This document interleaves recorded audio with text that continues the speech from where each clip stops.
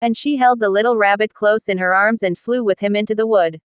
It was light now, for the moon had risen. All the forest was beautiful, and the fronds of the bracken shone like frosted silver.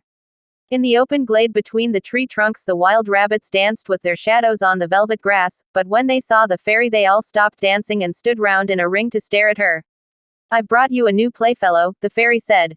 "You must be very kind to him and teach him all he needs to know in Rabbit Land, for he is going to live with you forever and ever." And she kissed the little rabbit again and put him down on the grass.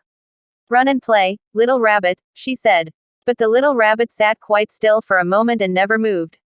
For when he saw all the wild rabbits dancing around him, he suddenly remembered about his hind legs, and he didn't want them to see that he was made all in one piece. He did not know that when the fairy kissed him that last time she had changed him altogether.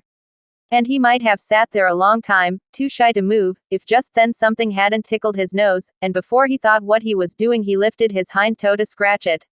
And he found that he actually had hind legs. Instead of dingy velveteen he had brown fur, soft and shiny, his ears twitched by themselves, and his whiskers were so long that they brushed the grass.